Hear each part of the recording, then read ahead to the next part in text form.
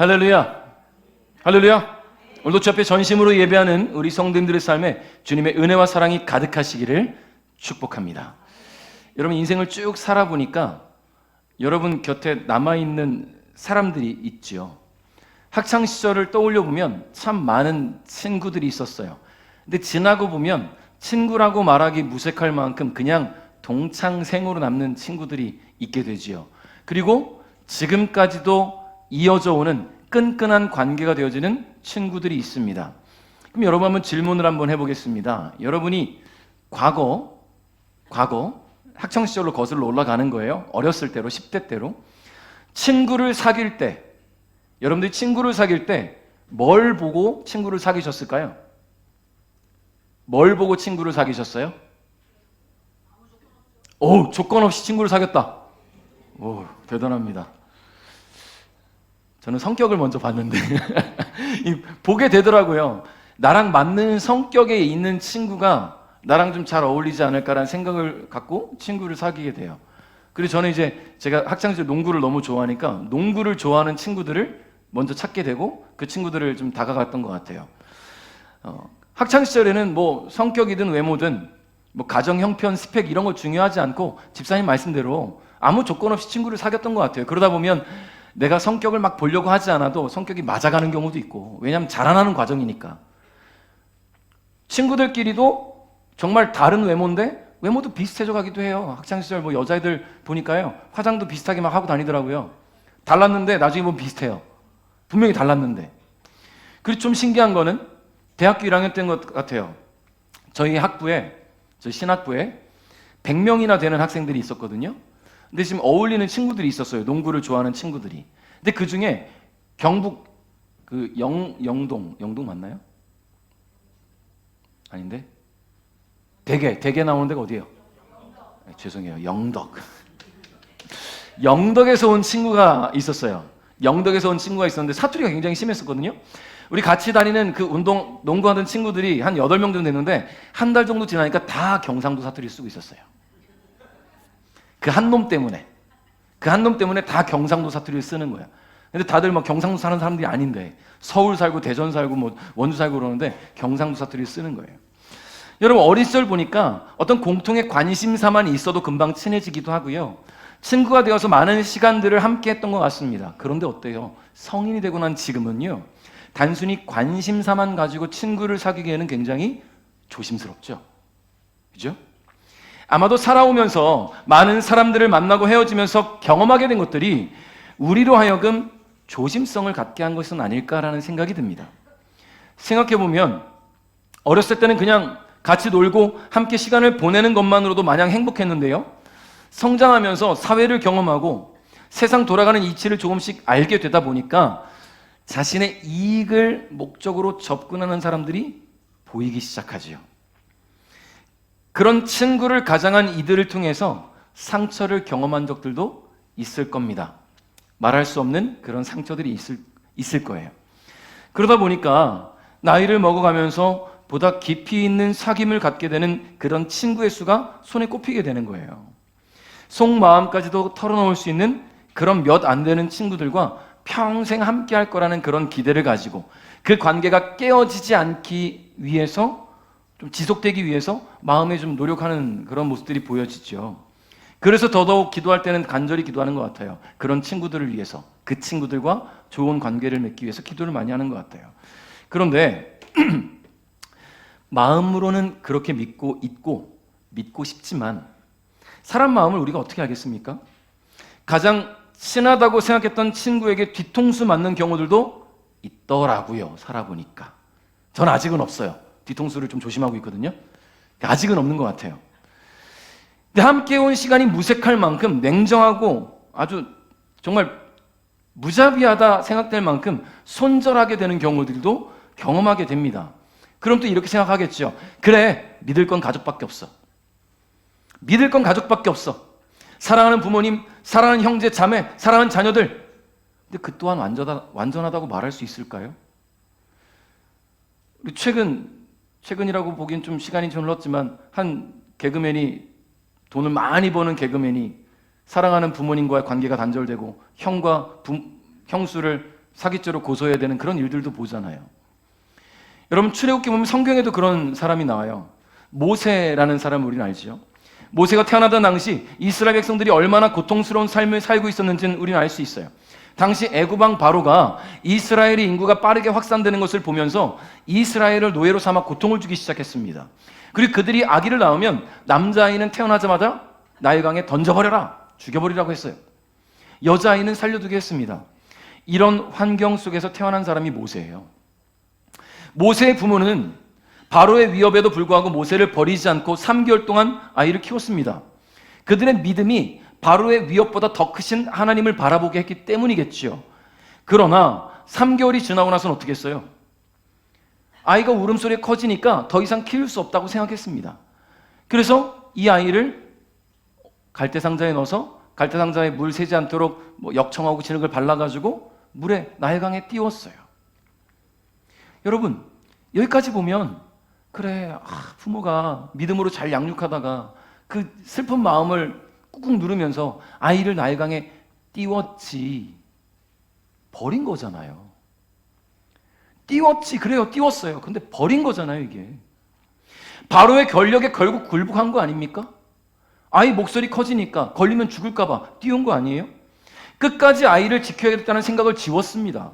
그래서 부모는 결단했습니다. 모세를 버리기로 말이죠. 이제 3개월 된 아이를 갈대상자에 띄운 거예요. 나일강에. 여러분, 사도행전 7장 20절부터 21절에 이렇게 기록하고 있어요. 읽어볼까요? 시작.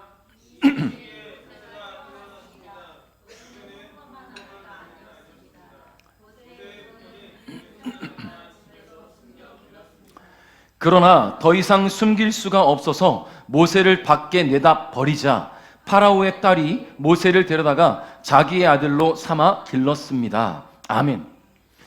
믿음의 사람 아므람과 요게벳, 모세의 아버지 어머니, 믿음의 사람이라 알고 있었고 3개월 동안 믿음으로 잘 길렀는데 결국은 굴복하는 것을 보게 되죠.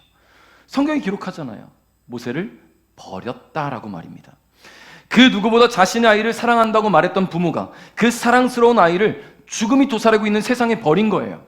그러니 믿을 건 가족밖에 없다? 어떻게 자신합니까? 그런데요, 하나님은 버려진 모세를 살리셨어요. 이스라엘의 모든 남자아이를 죽이라고 명령했던 그 바로왕의 딸의 손을 통해서 이 모세를 살리셨단 말이에요. 진작에 죽을 뻔했던 모세를 부모가 3개월 동안 조심조심 키워오다가 결국 내다버린 그 모세를 하나님은 포기하지 않고 살리셨습니다. 그래서 죽음의 그림자가 두려우지 않도록 당시 최고 권력자, 그 말 한마디면 누구든 죽이든 살릴 수 있는 그 바로왕의 왕궁으로 숨기셨어요. 이게 하나님의 방법이에요. 그러니 믿을 수 있는 건 오직 하나님밖에 없다라는 결론을 우리는 갖게 됩니다. 세상 모두가 나를 떠나고 모두가 나를 버린다 해도 결코 나를 떠나지도 버리지도 않으시는 분, 나를 포기하지 않으시고 나와 깊은 사귐을 원하시는 분, 바로 우리 주님이십니다. 오늘 본문 3절 말씀 다 같이 한번 읽어볼까요? 다 같이 시작. 보아라, 내가 문 앞에 서서 이렇게 두드리고 있다. 만일 누구든지 내 음성을 듣고 문을 열면 내가 그에게로 들어가 그와 함께 먹고 그도 나와 함께 먹을 것이다. 아멘. 자, 주님은 우리와 깊은 사귐을 원하세요. 그래서 주님이 우리 마음 문 앞에 서서 똑똑똑하고 문을 두드리고 계신다는 거예요. 근데 이 주님의 음성을 듣고 문을 열면 주님이 들어오셔서 그와 함께 먹고 마시고 함께 하신대요. 여러분, 함께 먹고 함께 마시고 함께 사는 사람, 우리는 그런 사람을 뭐라고 말하냐면 식구라고 하죠. 식구. 함께 먹고 함께 자고 함께 사는 삶, 식구. 여러분, 믿음이란 게 바로 이런 겁니다. 마음문을 열어서 예수님을 초청해 드리는 거예요. 내 집으로 모셔드리는 거예요. 단순히 예수님에 대해서 듣고 생각하면서 내 마음 어디 한켠에 저 구석에다가 예수님을 외롭게 모셔둔 것이 아니라 그분과 함께 먹고 함께 마시고 함께 지내는 것이 믿음입니다. 모셔드리긴 했어. 예수님 들어오세요. 문을 열고 들어왔는데 예수님 저기 구석으로 들어가십시오. 구석에 예수님을 죄송합니다, 처박아 놓는 거예요. 내 삶에, 내 마음에 예수님을 저 한쪽 한켠에 처박아 놓고서는 난 예수님 모셨어, 난 예수님 초청했거든, 그렇게 사는 거예요. 신앙이라고 자부하면서 말이죠. 근데 성경은 분명히 말하잖아요. 예수님이 들어오시면 함께 먹고 함께 마시고 함께 지내셔야 돼요. 내가 살아가는 모든 삶이 주님과 함께가 돼야 되는데 우리가 그러지 못하고 있다는 거예요. 그러니까 이걸 바른 믿음이라고 말할 수 있겠습니까?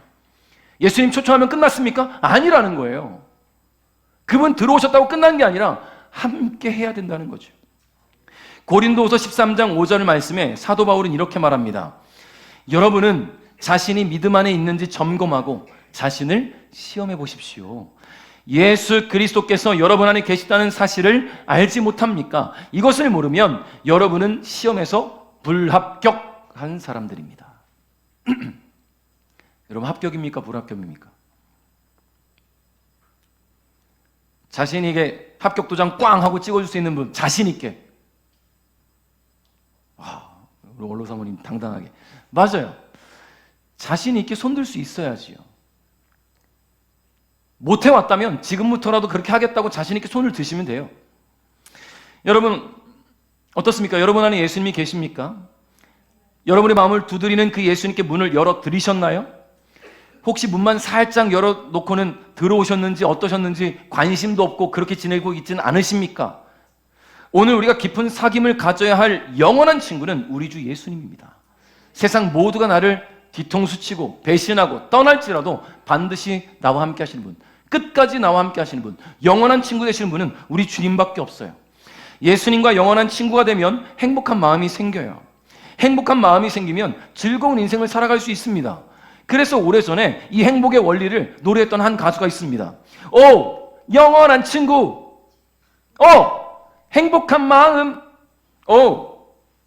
즐거운 인생. 예. 가수 나미가 노래했지요. 여러분 진짜 이 행복의 인생, 왜 인생의 원리를 노래한 것 같아요. 영원한 친구가 있으면 행복한 마음을 갖게 되죠. 행복한 마음이 있는 사람은 인생이 즐거워져요.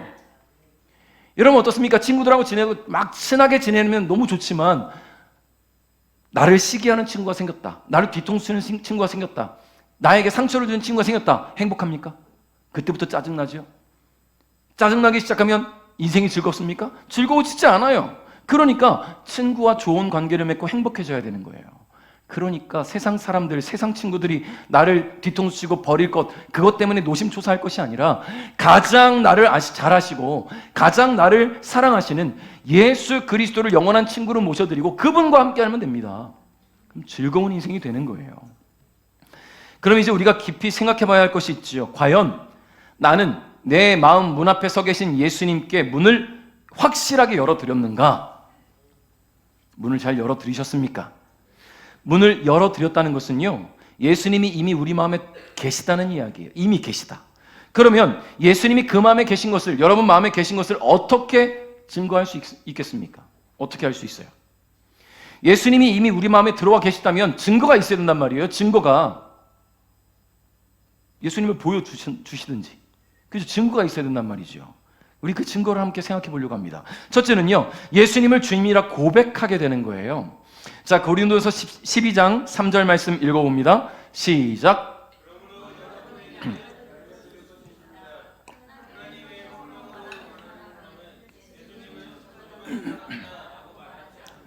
성령을 통하지 않고는 예수님은 주님이시다라고 말할 수 없습니다. 아멘. 우리는 모두 자기 인생의 주인입니다. 그래서 더 건강하게, 더 행복하게, 더 잘 살기 위해서 자기 미래를 계획하고 도전해 나가지요. 자, 그런데 예수님의 마음에 들어오시면 참 신기하게도요, 내 인생의 주권이 내가 아니라 주님으로 넘어가는 거예요. 내 인생의 주권이. 아무리 자신의 인생을 계획하고 그려봐도 그 걸음을 인도하시는 분께서 허락하시지 않으면 아무것도 이룰 수 없는 그런 피조물이기 때문입니다. 근데 지금까지는 내가 주인이라고 생각하고 살았어요. 내가 피조물이라는 인식이 없었어요. 왜냐하면 하나님이 창조주라는 생각을 안 했으니까. 근데 그분을, 예수님을 마음에 모셔드리니까 다 느껴지는 거예요. 다 믿어지는 거죠. 제가 SNS를 보다가 그 서울의 베이직 교회의 조정민 목사님이라고 말씀을 종종 듣는데, 이 조정민 목사님이 그 1대1로 인터뷰하듯이 이렇게 말씀을 나누는 거에 대한 영상을 잠깐 봤어요. 기자 출신이라 굉장히 논리적인 분이거든요. 근데 이분이 성경을 어떻게 믿습니까? 라는 질문에 대해서 이렇게 이야기해요. 창세기 1장 1절이 믿어지면 그 뒤에는 다 끝난 겁니다. 태초에 하나님이 천지를 창조하셨다. 믿습니까? 그럼 그 뒤에 못 믿을 일이 없는 거예요. 죽은 자를 살리셨다? 왜 안 믿어져? 천지를 하나님이 창조하셨는데. 병든 자가 일어났다? 왜 안 믿어집니까? 천지를 창조하셨는데. 오병이어. 저는 그게 진짜 궁금해요. 나중에 천국 가면 그 현장에 있었던 예수님의 제자들에게 진짜 물어보고 싶어요. 그 현장이. 그 있잖아요. 그 오병이어 사건, 뭐 예수님에 대한 영화를 다룬 거나 뭐 만화 같은 거 보면 기도하고 나니까 쫙 많아졌잖아요. 보리떡 5개 하고 물고기 2마리로. 근데 이게 떼어나면 반이 생기고 떼어나면 반이 생겼는지, 기도하고 나니까 짠 하고 나타났는지 한 방에. 너무 궁금한 거야. 여러분 그런 성경의 궁금증들이 있다면 꼭 품어놨다가 나중에 천국 가서 물어보세요. 어떤 게 진짜인지. 저는 그게 진짜 너무 궁금해요.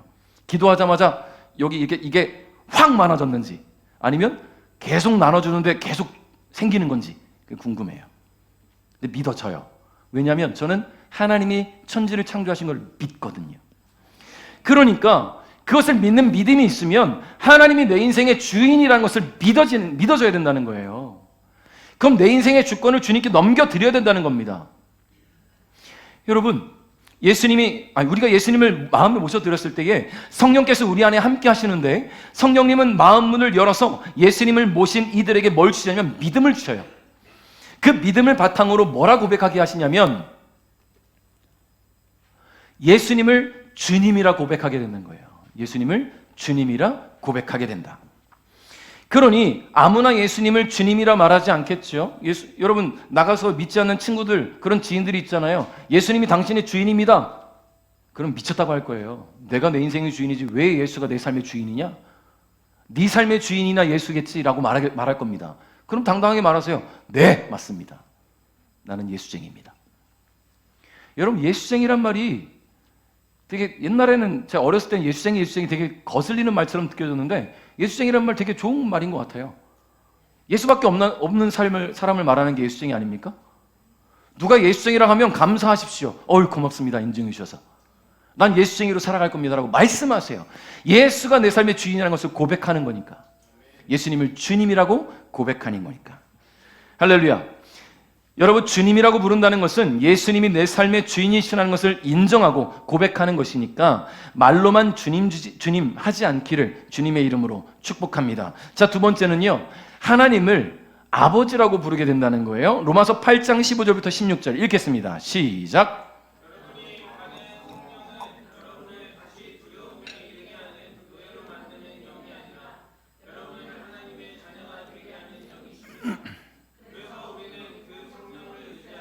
아버지라고 부를 수 있는 것입니다.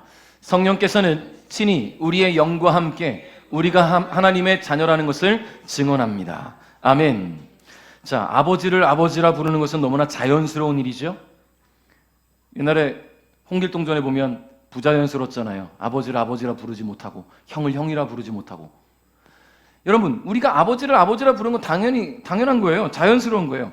아빠 엄마의 사랑 안에서 태어나서 그 사랑을 받으면서 자라는 아기가 이제 막 말을 배우기 시작했을 때 뭘 합니까? 먼저 보통 엄마 하죠? 엄마. 그러다가 좀 더 이제 얘가 노련해지면 아빠 하기 시작해요. 자, 그러면 그 소리를 들은 아빠 엄마의 얼굴에 웃음꽃이 피어나기 시작하겠죠. 그 아빠 엄마 소리를 들으면서 짜증내는 부모가 어디 있겠습니까? 근데 만일 입양해서 아이를 품에 안은 부모가 있다면, 근데 이 아이가 성장해서 뭐 고등학생, 대학생이 돼서 양부모를 만나게 됐다. 성장해서. 자, 그러면 이 아빠 엄마에게 아버지 어머니 부르는 게 자연스럽겠습니까? 나를 입양한 부모에게 아빠 엄마 부르는 게 쉽지 않을 거예요. 어렵다는 거죠. 나를 자녀로 불러주신 것, 삼아주신 것은 참 감사하지만 어색함이 금방 사라지진 않을 겁니다. 그런데 아무리 양부모를 할지라도 그분들의 사랑이 정말로 너무나 각별하고 나에게 온전히 헌신적이고 나에게 집중적이고 아낌없이 주는 사랑이라는 것이 느껴지기 시작하면요, 그때는 더 이상 아버지를 아버지라 부르는 것이, 어머니를 어머니라 부르는 것이 어색하지 않을 거예요. 왜냐하면 양부모가 입양한 자녀를 대하는 모습이 여느 가정의 부모의 모습과 다르지 않기 때문이겠죠. 하나님은 우리를 자녀 삼아 주셨습니다. 예수님이 그 마음에 들어와 있는 사람은 성령을 의지하여서 하나님을 아빠라고 부를 수 있다고 성경이 기록하는 거예요. 아빠라고. 다시 말해 예수 믿는 사람만이 하나님을 아버지라 부를 수 있다라는 이야기겠죠. 하나님을 아버지라 부를 수 있다는 것은 아버지의 사랑을 받을 자격이 있다라는 이야기예요. 아버지의 집에 들어가도 아무런 문제가 없다라는 이야기입니다. 여러분이 지금은 이제 다들 내 집을 살아가고 있지만 내 가정을 꾸리고 살아가고 있지만 어린 시절 학창 시절을 떠올려 보세요. 집에 왔는데 집에 들어가기 너무 싫어서 옆집 문을 열고 따고 들어가서 거기서 옆집 아저씨가 앉아있는 TV 보고 있는데 그 옆에 같이 누워가지고 같이 TV 보면 미친놈이죠. 그거는. 옆집 아저씨한테 나 용돈 좀 주세요. 주겠습니까? 용돈을? 이 옆집 사는 놈인데 왜 왔을까? 이런 생각 안 갖겠어요? 근데 내 아버지 집은 어때요? 마음껏 들어가면 돼요. 비밀번호 다 알고 있잖아요. 키 다 있잖아요. 내가 원할 때 들어가면 돼요. 내가 원할 때 냉장고 열어서 마음껏 먹어도 돼요. 돈 필요해요? 아빠한테 주머니 털지 마시고 금고 털지 마시고 큰일 납니다. 달라고 하면 되지 않겠어요? 그렇잖아요. 아빠한테 용돈 필요하면 뭐에 필요한지 과자가 먹고 좀 과자 사달라고 하든지 학용품이 필요하면 학용품 사달라고 하든지 필요하면 얘기하면 아버지가 주실 거잖아요. 그러므로 여러분 하나님을 아버지라 부른다면 진심으로 그분을 내 아버지로 모시고 섬기시기를 주님의 이름으로 축복합니다. 자, 세 번째는요. 하나님의 은혜를 깨닫게 되지요. 고린도서 2장 12절입니다. 읽겠습니다. 시작. 하나님께서 우리에게 은혜로 주신 것들을 알기 위해 우리는 세상의 영이 아니라 하나님께로부터 오는 성령을 받았습니다. 아멘. 여러분에게는 아무 조건 없이 사랑을 퍼주는 사람이 있습니까? 아무리 생각해봐도 부모님 말고는 없었던 것 같아요. 그래서 부모님의 사랑을 무조건적인 사랑이라고 말합니다. 그런데 부모님의 사랑보다 더 깊은 무조건적인 사랑이 있지요. 그게 바로 하나님 아버지의 사랑이에요. 고린도서 2장 12절 조금 전에 읽은 말씀에 은혜로 주신이라고 번역된 헬라어가 카리조마이라는 단어를 써요. 카리조마이. 거저 주다, 값없이 주다라는 뜻이에요. 다시 말해서 은혜라는 것은요, 거저 준 겁니다. 값없이 주신 선물이라는 거예요. 우리는 하나님으로부터 그런 선물을 받았어요. 그게 뭐냐면 삶을 받았어요. 삶을 선물로 받았어요. 즉 삶이라는 은혜가 우리에게 주어졌다는 거예요. 너무나도 익숙한 말이 있어요. 네가 헛되이 보낸 오늘은 어제 주근이가 그토록 그리던 내일이다. 원재훈 작가의 책 제목이에요. 오늘을 살아가고 있는 우리는 어제 생을 마감한 이가 하루라도 더 살기를 바랬던 그 사람이 그토록 간절히 바래왔던 그날을 우리가 살고 있다는 거예요. 여러분, 이번에 또 소방 참사가 또 일어났어요.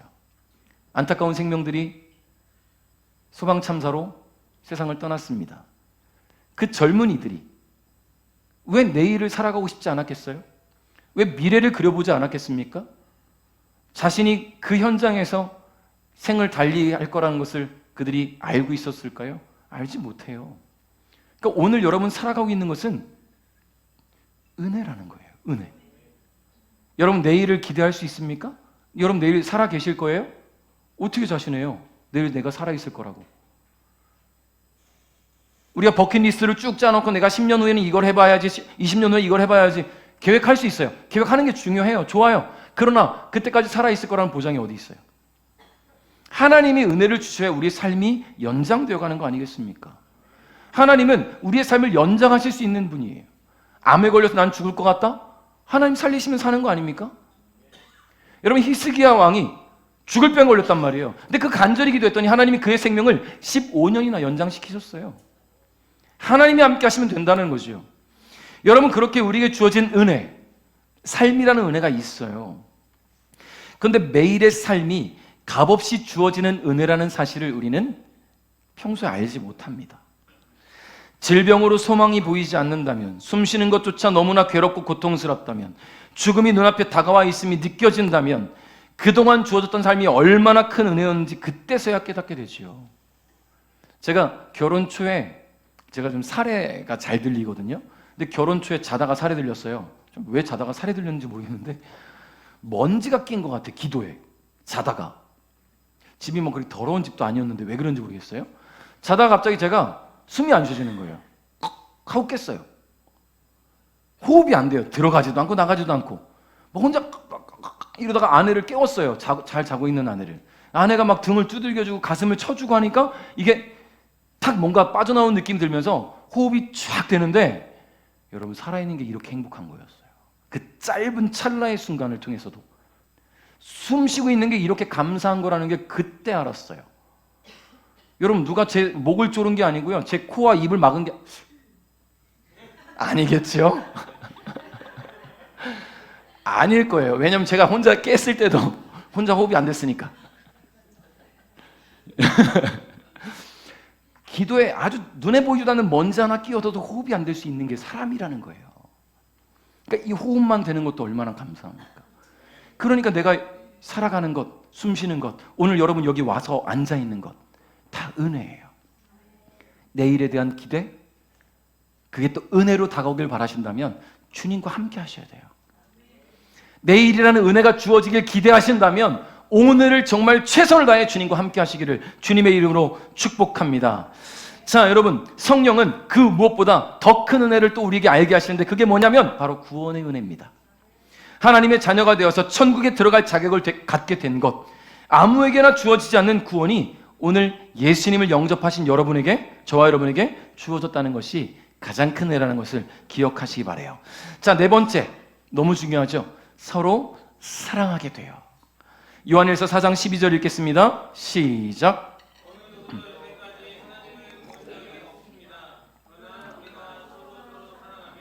하나님께서 우리 안에 거하십니다. 우리가 서로 사랑할 때 하나님의 사랑은 우리 안에서 완전해질 것입니다. 아멘. 자, 부모는 자녀들이 서로 사랑하며 소중히 여기며 살기를 바라죠. 만약에 자녀들이 매일 죽도록 싸운다면 여러분 기분이 어떨까요? 서로 못 잡아먹어서 안달이라면 그 모습을 보는 부모는 마음이 어떨까요? 여러분 자녀 되신 여러분, 저도 누나들이 있지만 참 우리는 사이가 좋은 것 같아. 그죠? 저만 그렇게 생각하나 봐요. 좀 좋은 것 같아요. 네. 저는 생각을 해봤어요. 왜 우리가 이렇게 사이가 좋을까? 서로 뭐 얼굴 붉히고 이런 거 없이 잘 자라왔다고 느껴지는데 왜 그런가 보니까 제 개인적인 생각이에요. 좀 어렸을 때 학창 시절에 자랄 때 저희 만약에 싸우거나 그러면 아버지한테 다 혼났어요. 둘이 싸우면 넷 다 혼났어요.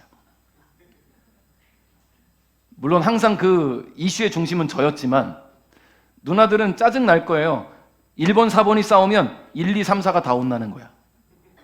1번, 3번이 싸우면 1, 2, 3, 4 다 혼나는 거야. 그러니까 서로 뭔가 잘못하고 좀 틀어질 일이 생기면 서로 감춰주기 바빴어요. 그러다 보니까 더 우애가 끈끈해지지 않았을까 그런 생각이 들곤 합니다. 여러분 어때요? 자녀들이 매일 싸우면 매일 막 죽도록 서로 미워하면 성인이 돼서 마찬가지잖아요. 지금 어린 되신 여러분들도 지금도 서로 미워하고 싸울 수 있어요. 그런 모습을 부모님이 본다면 얼마나 속이 터지겠습니까? 여러분 부모님은 허탈할 거예요. 내가 참 사랑으로 길러왔는데 저렇게 이기적이 됐을까? 여러분 하나님은 우리를 너무나 사랑하십니다. 할렐루야. 근데 우리가 그 하나님의 자녀들이란 말이에요. 근데 하나님의 자녀들 우리가 서로 미워해. 서로 죽도록 싫어해. 근데 그렇게까지 티나게 싸우는 건 아닌데 서로 시기하고 질투해.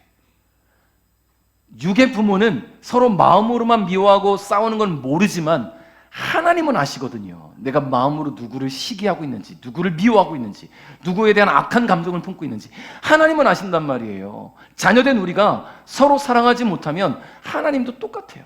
슬퍼하시겠죠. 답답하시겠죠. 그런데 여러분 보세요. 사랑받고 자란 사람은 티가 납니다. 사랑받고 자란 사람은 티가 나요. 하나님 주신 사랑을 삶의 은혜로 받고 매일의 그 삶 속에 거하면서 그 사랑이 매일매일 채워지는 사람은 티가 나야 되는 거예요. 하나님의 사랑을 매 순간 느끼며 살아가는 사람은 티가 나야 됩니다. 누구를 대하든 사랑과 배려와 존중이 있어야 돼요. 왜 그러냐면 하나님을 닮았기 때문이죠. 하나님은 사랑이신데 하나님의 자녀라고 말하면서 사랑이 없다면 어떻게 하나님의 자녀라고 말하겠어요? 여러분 스스로를 나는 하나님의 자녀야 라고 당당히 말할 수 있으십니까? 할렐루야. 이건 한번 크게 아멘 해봅시다. 여러분 하나님의 자녀라고 당당히 말할 수 있습니까? 이제부터 서로 미워하면 큰일 나요. 크게 아멘 했으니까. 그러니까 여러분 서로 사랑하십시오. 예수님을 마음에 모셔드리고는 누군가를 미워하고 시기하는 마음만 가져서는 안 됩니다. 우리 주님이 슬퍼하세요. 그러므로 주님이 내 안에 주인으로 계신 것처럼 서로 사랑하시기를 주님의 이름으로 축복합니다. 말씀을 맺겠습니다. 오늘 여성 목장 헌신 예배를 통해서 주님이 주신 말씀을 꼭 기억하시기 바라요. 여러분 안에 예수님이 계시다는 것, 그러므로 예수님이 여러분의 삶의 주인이 되시고 그분이 인도하시고 이끌어 가시는 삶이 되도록 자신을 내어 맡길 수 있는 저와 여러분 될 수 있기를 바랍니다. 근데 너무나 감사한 것은요, 주님을 내 삶의 주인으로 모셔드릴 때 이게 되게 중요한 거예요. 예수님을 내 삶의 주인으로 모셔드리면 주인이 우리를 종으로 여기는 게 아니라 친구로 여겨주시는 거예요. 너무 신기하지 않아요? 주인이고 종의 관계인데 주인이 종과 친구가 되어주셨어요. 영원한 친구가 되어주시겠다라는 이야기예요. 그러므로 문 밖에 서서 두드리시는 주님을 마음에 모셨다면 주님과 함께 먹고 마시며 기쁨과 감사의 삶을 살아갈 수 있기를 주님의 이름으로 축복합니다. 주님으로 인해서 다시는 밤이 없고 햇빛도 쓸데없는 그날을 기대하고 바라면서 우리 주님과 영원한 그 행복한 그 삶을 살아갈 그날을 기대하시기를 바랍니다. 그것을 기대하면서 오늘을 믿음으로 힘차게 살아가는 우리 배대가족 여러분 될 수 있기를 주님의 이름으로 축복합니다.